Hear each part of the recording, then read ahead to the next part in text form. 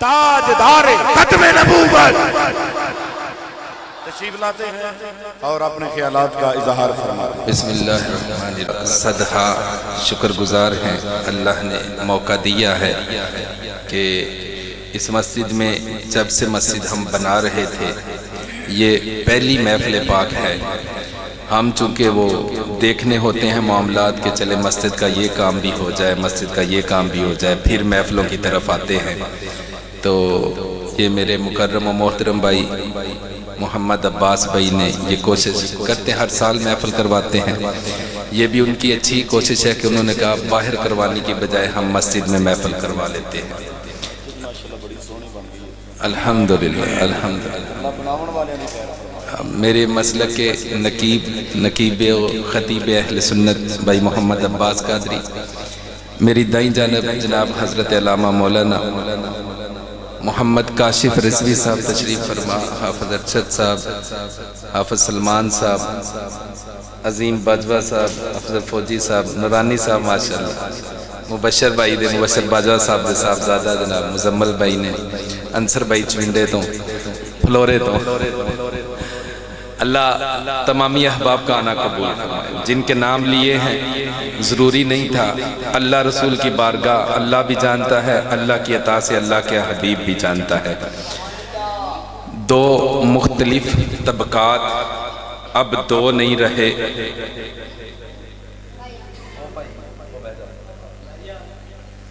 جنہیں اٹھ کے جانا ہے وہ چلا جائے، جنہیں چھپ کر کے بیٹھنا ہے وہ ذرا بیٹھا رہے۔ اس وقت دنیا میں 3 4 5 6 طرح کے مختلف قسموں کے لوگ پائے جا رہے ہیں، اور تمام کے تمام لوگ قرآن مجید کو پڑھ رہے ہیں۔ کوئی ایک بندہ بھی ایسا نہیں ملتا جو یہ کہے کہ بھئی ہم قرآن مجید نہیں پڑھتے یا نہیں مانتے، بلکہ ان کے ہاں تو ہر وقت قرآن قرآن، درس قرآن، یہ قرآن وہ قرآن، آؤ قرآن سیکھیں، قرآن کی باتیں کریں، پڑھتے وہ بھی قرآن ہے، اللہ کا شکر ہے پڑھتے ہم بھی قرآن ہے۔ آگے سمجھ اپنی اپنی ہے۔ کچھ لوگوں نے جب قرآن پڑھا تو انہوں نے نبی کو صرف بشر جانا، صرف بشر جانا، اور امام احمد رضا اور احمد رضا کے غلاموں نے جب قرآن کو پڑھا تو بازبان اعلیٰ حضرت آج بھی زبان سے یہی نکلتا ہے، سرور کہوں کہ مالک و مولا کہوں تجھے۔ چند لوگ ایسے ہیں جنہوں نے قرآن کو پڑھا تو یہ کہا کہ بس اللہ ہی سب کچھ کر سکتا ہے، نہ اللہ کی عطا سے کوئی نبی کر سکتا ہے، نہ اللہ کی عطا سے کوئی ولی کر سکتا ہے۔ پڑھتے وہ بھی قرآن ہیں، دلیل وہ بھی قرآن سے دیتے ہیں، لیکن جب غیرت کے امام بریلی کے تاجدار امام اہل سنت نے قرآن پڑھ کر ہم سنیوں کو قرآن سمجھایا تو یہ کہا کہ اللہ حضرت کہتے ہیں کہ واہ کیا جود و کرم ہے شہ بطحا تیرا، نہیں سنتا ہی نہیں مانگنے والا تیرا۔ تم کہتے ہو نبی دیتا نہیں، احمد رضا سے پوچھو دنیا کو جو کچھ مل رہا ہے وہ بصدقہ مصطفیٰ مل رہا ہے۔ ان لوگوں نے قرآن مجید کو پڑھا تو سمجھ کسی اور طرف چلی گئی۔ انہوں نے کہا جو مصطفیٰ جن رحمت صلی اللہ علیہ وآلہ وسلم کے ساتھ اپنا رشتہ پکا ہونے کی بات کرے گا وہ کبھی کافر ہو جائے گا، کبھی مشرک ہو جائے گا۔ بریلی کے تاجدار نے یہ کہا تجھ سے در سے سگ سے ہے نسبت مجھ کو، میری گردن میں بھی ہے دور سے ڈورا تیرا۔ وہ قرآن پڑھ کر مانا اور لیتے گئے، بریلی کا تاجدار قرآن پڑھ کر محبت رسول سکھاتا چلا گیا۔ اب ہم جتنے احباب یہاں بیٹھے ہیں، ہم جتنے احباب توجہ سے میری بات سنیے گا، ہمارے سامنے تو چند لوگ آ کر بخاری شریف کی ایک حدیث کھول کر سنا دیں، ہم کہتے ہیں نہیں یار وہ تو دیکھو بخاری پڑھ رہا ہے، وہ تو مسلم کی باتیں کر رہا ہے، وہ تو قرآن پڑھ رہا ہے۔ اب میری طرف توجہ کیجئے گا، مجھے بتائیں تو صحیح کیا بخاری، مسلم، ترمذی، نسائی، ابو داؤد المستدرک ابن ابی شیبہ جتنی بھی کتب احادیث ہیں کیا ان لوگوں کے لیے پڑھنے کے لیے آئی ہیں؟ میرے اور آپ کے لیے کوئی کتاب نہیں آئی؟ میں اگر آپ سے یہ پوچھوں یار یاد ہے تسی تقریراں کر لو پھر یا سانو کرن دیو، ذرا تسلی نال بیٹھو، ذرا نعرہ تکبیر، پھر ردم خراب ہو جاتا ہے نا، نعرہ رسالت، نعرہ تحقیق، نعرہ حیدری، تاجدار ختم نبوت، ہمیں قدر نہیں۔ آپ کا کیا خیال ہے یہ جو یہاں بیٹھے ہیں لوگ گھر سے اٹھ کر آتے ہیں یہاں بیٹھ گئے؟ بھئی ایسا قطع نہیں ہے۔ میں خود 6 سال مدرسے میں، آپ یقین مانے، رات کی روٹی صبح کو بھی کھاتے رہے ہیں۔ آپ کا کیا خیال ہے وہ وقت ہمیں یاد نہیں؟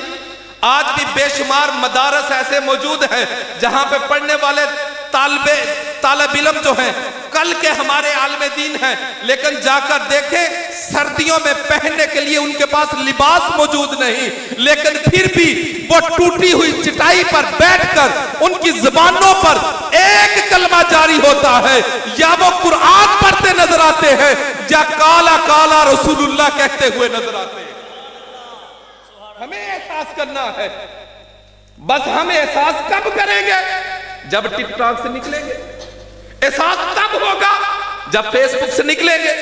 احساس تب ہوگا جب اپنے دنیاوی سٹیٹس لگانے سے ہم باز آئیں گے۔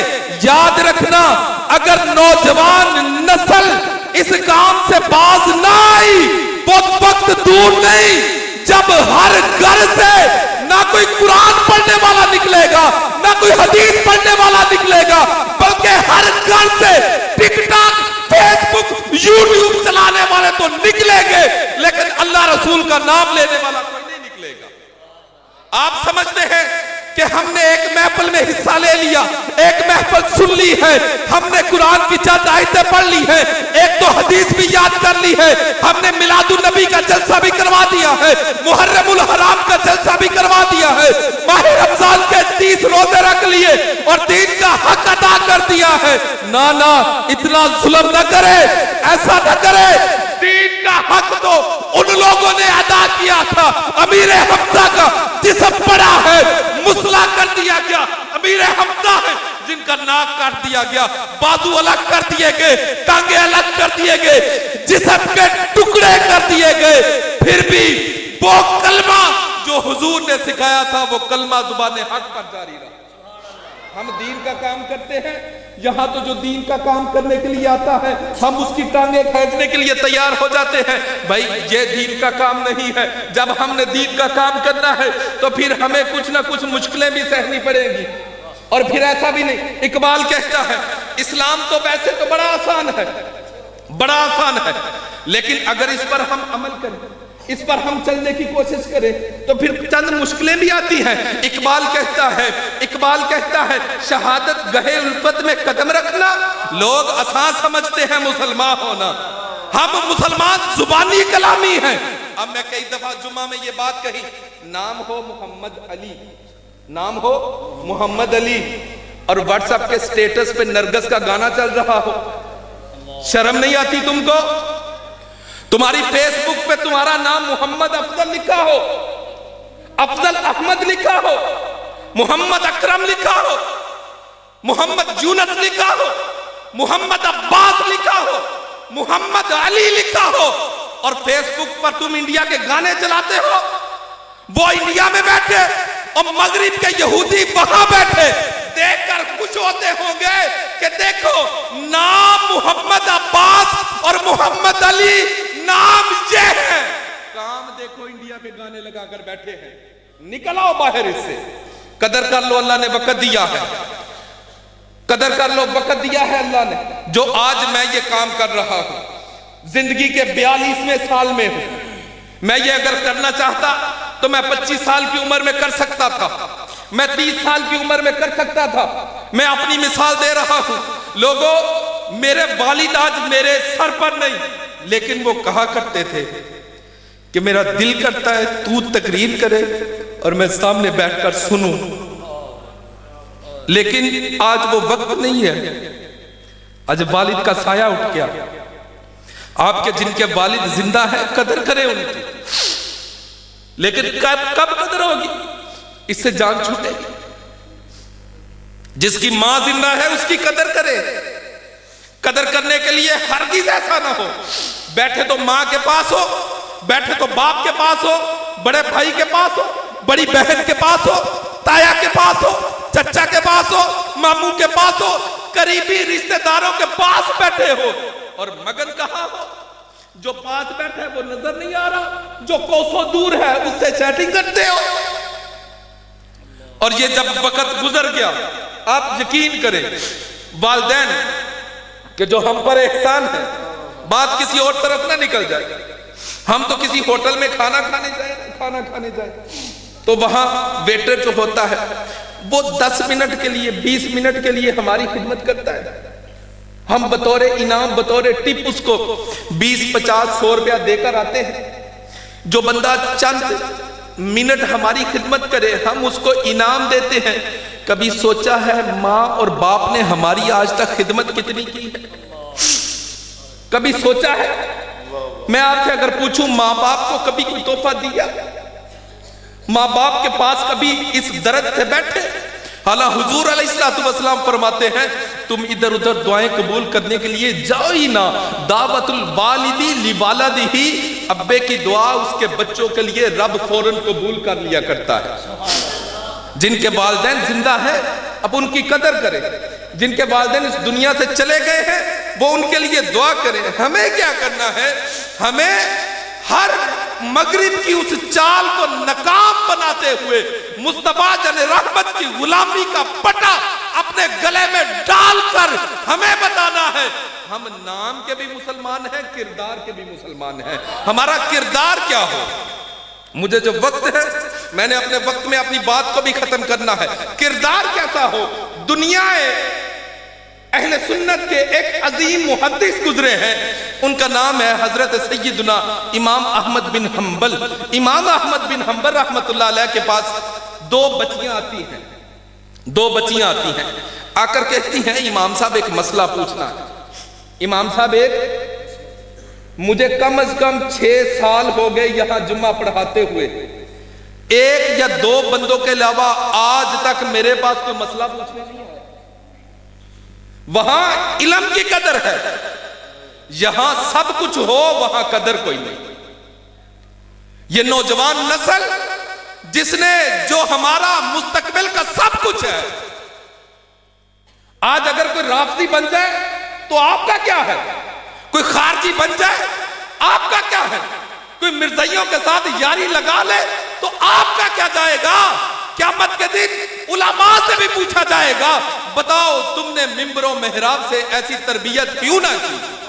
علماء کو لائن میں کھڑا کر کے پوچھا جائے گا بتاؤ تمہارے سامعین نے تمہارے سامنے تھے، تمہارے پیچھے نمازیں پڑھتے تھے، جمعہ پڑھتے تھے، تمہاری تقریریں سنا کرتے تھے، بتاؤ تم نے ان کی تربیت کیسے کی ہے؟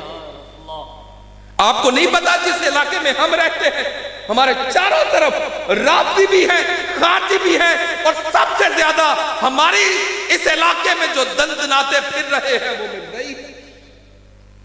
مجھے بتاؤ کس کے گھر میں مرزائیوں کے خلاف جو اہل سنت کے سوالات کے جوابات کے حوالے سے کتب ہے کس کے گھر میں موجود ہے؟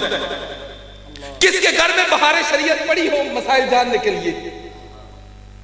اگر میرا کوئی دوسرا بھائی یہاں آ کر بیٹھا ہے کسی دوسرے مسلک سے اس کا تعلق ہے، میں اس کو دعوت فکر دے رہا ہوں ہم سے سوال نہ پوچھو، ہم ابھی اس کا جواب دینے کو تیار نہیں. جاؤ جا کے میرے امام احمد رضا کا لکھا ہوا 34 جلدوں میں فتاوی رضویہ پڑھاؤ، کوئی سوال باقی رہ گیا اس کا جواب ہم دینے کو تیار ہیں. یہ ہمارے بزرگ ہیں جنہوں نے اتنا کام کیا، وہ ہمارے بزرگ ہیں، ہم کیا کر رہے ہیں؟ سوچنا یہ ہے آپ یہاں آئے ہیں آپ کی تربیت نہ کی جائے، آپ یہاں آئے ہیں کوئی ایک بات اپنے پلے سے باندھ کر آپ یہاں سے لے کر نہ جائے. نہ محفل کرنے کا ثواب ہے، نہ کروانے کا ثواب ہے، نہ ہمارا مل کر یہاں بیٹھنے کا کوئی ثواب ہے. اب کیوں نہیں سیکھنے سکھانے کی طرف آتے؟ دوسروں کا اتنا سا بچہ ہمارے 70 سال کے بابے کو مصیبت ڈال دیتا ہے. نہیں جی، یہ حدیث میں لکھا ہے، یہ بخاری میں لکھا ہے. مجھے بتاؤ ذرا، ان کے بچے ایسا کرتے ہیں، ہمارے بچے ایسے کیوں نہیں کرتے؟ میں آپ کو دعوت فکر دے رہا ہوں، ابھی وقت ہے، واپس آ جائیے، واپس آ جائیے. بٹکے ہوئے آہو کو پھر سوئے حرم لے چل. آپ واپس آ جائیں، اپنے آپ کو مصطفیٰ جن رحمت کے قدموں میں، آپ کے قدموں میں اپنے آپ کو رکھ دے. مصطفیٰ جن رحمت سے رشتہ مضبوط کر لے، انشاءاللہ ہم کھوئی ہوئی جو عزت ہے وہ پھر سے ہماری بحال ہو جائے گی. 2 بچیاں آتی ہیں ماشاءاللہ. بھائی مبشر کے چھوٹے بھائی ہیں مجسم باجوہ صاحب بھی تشریف لائے، خوش آمدید کہتے ہیں. 2 بچیاں آ کر سوال پوچھتی ہیں، امام صاحب مسئلہ بتائیں، ہم کپڑا بنتی ہیں، کپڑے کا کام کرتی ہیں، لیکن ایسا ہوتا ہے کہ بعض اوقات ہمارے گھر کا جو دیا ہے اس میں سے تیل ختم ہو جاتا ہے. میں بتا کیا رہا ہوں، ہمیں مسلمان صرف زبانی نہیں بننا، ہمیں کام کا مسلمان بننا ہے. ہمارے کردار سے مسلمان نظر آئے، ہمیں بتانا نہ پڑے ہم مسلمان ہیں، بلکہ لوگ دیکھ کر کہیں یہ محمد عربی کا غلام جا رہا. اللہ حضرت علیہ الرحمہ نے کہا میری قبر گہری کھودنا، گہری کھودنا. مریدین نے کہا کہ حضور گہری کیوں؟ کہا جس کے لیے ساری عمر تڑپتے رہے، جس کی نعتیں لکھتے رہے، جس کی آپ نعتوں کا اگر کلام نعتوں سے وابستہ ہے کوئی بندہ تو اعلیٰ حضرت کا وہ ہدایت بخشش لے کر پڑھ لیں. حالانکہ وہ عام لوگوں کو تو سمجھ نہیں آتی، لیکن نعت لکھنے کا حق ادا کیا ہے امام احمد رضا نے. آپ ان کو لے کر پڑھ لیں، انشاءاللہ نعت کی دنیا میں جو اعلیٰ حضرت نے کام کیا ہے اس کی بھی مثل کو نہیں ہے، مثال کو نہیں ہے. کہ کہا قبر میری گہری رکھنا. پوچھا کیوں؟ کہا جس کے لیے سارا کچھ کرتے رہے ہیں وہ جب قبر میں آئیں تو احمد رضا بیٹھ کر لیٹ کر ان کا استقبال نہیں کرے گا. جب محبوب میری قبر میں آئیں تو میں اٹھ کر ان کا استقبال کرنا چاہتا ہوں، اس لیے میری قبر گہری کھودنا. قبر میں سرکار آئیں تو میں ان سے یوں کہوں اب تو پائے ناز سے اے فرشتوں کیوں اٹھوں، اب تو پائے ناز سے اے فرشتوں کیوں اٹھوں. اللہ حضرت کہتے ہیں میں جن کے لیے مرا تھا، جن کے لیے مرا تھا، میں تو ان کے پائے ناز قدموں میں اب پڑا ہوں. اے فرشتوں اب تم مجھے نہ اٹھاؤ، مر کے پہنچا ہوں یہاں اس دل ربا کے واسطے. میں تو مر کر پہنچا ہوں کہ میں مصطفیٰ جن رحمت کی زیارت کر رہا ہوں. مجھے بتائیں یہ محبت ہم میں موجود ہے؟ بھائی کیوں موجود نہیں ہے؟ اس لیے کہ ہم کہتے ہیں خیر ہے، دیکھا جائے گا، کر لیں گے، یہ ہو جائے گا. بس آپ نے اپنا فرض ادا کرنا ہی نہیں، آپ نے ادھر آنا ہی نہیں، آپ نے تو کانوں کے مزے پورے کرنے ہیں. اور میں اکثر یہ بات کہتا ہوں، جتنے پروگرام ہمارے ہوتے ہیں، کتنے پروگرام ہیں؟ کل شریف ہے، 10واں شریف ہے، 11ویں شریف ہے، 12ویں شریف ہے، محفل میلاد ہے، سالانہ جلسے ہیں، محرم کا جلسہ ہے، رمضان کا جلسہ ہے، کتنے جلسے ہیں. اتنی محفلیں ہم کرتے ہیں، جتنی محفلیں جلسے ہم کرتے ہیں کوئی دوسرے مسلک والا نہیں کرتا ہے. اس کے باوجود سب سے زیادہ بے عمل لوگ ہمارے ہیں. کبھی آپ سوچ کر دیکھ کر دیکھیں، ان کا تو بچہ بھی نمازی ہے، دوسروں کا تو بچہ بھی یہ کرنے کے لیے پہنچ جاتا ہے، ماتم کے لیے پہنچ جاتا ہے. ہمارے لوگ کیوں نہیں ایسا کرتے؟ یہ آپ کیوں نہیں سمجھتے؟ آپ کو کیوں نہیں سمجھ آتی؟ آپ کیوں نہیں دیکھتے کہ ہم نے اپنے مسلک کو پڑھنا ہے، ہم نے دین کا کوئی کام کرنا ہے؟ یہ کیوں نہیں سمجھتے جو دین کا کام کر رہے ہیں ہم کچھ نہیں کر سکتے تو ہم نے ان کے قدموں میں بیٹھنا ہے؟ یہ کیوں نہیں سوچتے ہو کیا دنیا میں کھانے کے لیے ہم آئے ہیں یا دین کا اپنے حصے کا بھی ہم نے کام کرنا ہے؟ اگر کل شریف ہو تو ہم کھاتے ہیں، 10واں ہو کھانا ہم نے کھانا ہے، جلسہ ہو کھانا ہم نے کھانا ہے. 11ویں کی 20 دیکھے آ جائے تو غوث اعظم کی سیرت پہ کس نے چلنا ہے؟ کمال ہے. پھر عجیب ایک طوفان بدتمیزی نکلا ہے اور بدقسمتی سے ہر گاؤں میں ہے اور وہ ہمارے گاؤں میں بھی ہے. 11ویں کا ختم ضرور دلانا ہے، 11ویں کا ختم ضرور دلانا ہے. نماز کہو تو ہمارے دل کی ہے، کھانا ہو تو وہ ختم پہ آ جاؤ کھا لو، کھانا ہو تو وہ ہم ظاہراً کھائیں گے، لیکن جب نماز کا نام لو، ہم نے تو نشتی ہے، ہماری تو قائم ہے. پوری تاریخ میں غوث اعظم کی زندگی کو دیکھ لیں، ایک نماز چھوڑنا تو دور کی بات ہے، قضا کرنا بھی کوئی بندہ نہیں دکھا سکتا. یہ 30 سال بغداد کے اس جامعہ کے اندر بیٹھ کر نماز بھی پڑھاتے رہے، بچوں کو قرآن کی تعلیم بھی دیتے رہے. یہ گیانی ہے کیا؟ مریدین کو اکٹھا کرتے تھے وہاں، جس طرح آج ہم بیٹھ کر یہ کام کر رہے ہیں. غوث اعظم رضی اللہ تعالیٰ عنہ یہ کام تب بیٹھ کر مریدین کے ساتھ کیا کرتے تھے. یہ کوئی تماشا نہیں تھا وہاں بیٹھ کے میاں صاحب کے شعر پڑھ لے، ہیر رانجھا کے شعر پڑھ لے، اور اس کو نام تم 11ویں کا دے رہے ہو. شرم کرو کچھ، تم نے اہل سنت کو بدنام کر کے رکھ دیا ہے. وہ کام کرتے ہو جو ہم چاہے بھی تو کسی کو جواب نہیں دے سکتے. آ جاؤ، واپس آ جاؤ. بچیوں نے پوچھا امام صاحب مسئلہ بتا دیں. ہم کپڑا بنتی ہیں، رات کو ہمارے دیے سے آپ سن رہے ہیں، تو اڈا میں نے پتا ہے پتر آپ سن رہے ہیں، کہا دیے سے تیل ختم ہو گیا ہے تو ہم چاند کی روشنی میں جا کر کپڑا بنتی. اے امام صاحب، کیا بازار میں جا کر ہم یہ بتائیں کہ یہ کپڑا دیے کی روشنی سے ہے اس لیے صحیح بنا ہے، اور یہ چاند کی روشنی سے ہے، چاند چونکہ دور ہوتا ہے روشنی تھوڑی ہوتی ہے، تھوڑا خراب بنا ہے، تو کیا ہم بازار میں جا کر بتائیں کہ یہ دیے کی روشنی کا ہے، یہ چاند کی روشنی کا ہے؟ آپ سوچ سکتے ہیں کہ یہ کتنی گہری بات ہے، کتنی گہری بات ہے. کہا امام صاحب ابھی ہمارا سوال ختم نہیں ہوا. پوچھا پتر اور کیا ہے؟ 2 بچیاں ہیں. بچیاں پتر اور کیا ہے؟ کہا امام صاحب ہم جب چند راتیں ایسی آتی ہیں کہ جب چاند دیر سے چڑھتا ہے یا چاند کی روشنی بھی کم ہو جاتی ہے تو ہم ہمسائے کے دیے کی روشنی میں بیٹھ کر ہم کپڑا بنتی ہیں. تو آپ امام صاحب ذرا بتائیں تو صحیح، کیا بازار میں جا کر وہی قیمت لگانی ہوگی یا وہ کم کرنی ہوگی؟ اب مجھے بتائیں اس طرح کون کر رہا ہے؟ امام صاحب کہتے ہیں او پتر، سوال کا جواب تو میں دوں گا، پر پہلے مجھے بتاؤ تم کس باپ کی بچیاں ہو، تم کس گھر سے آئی ہو؟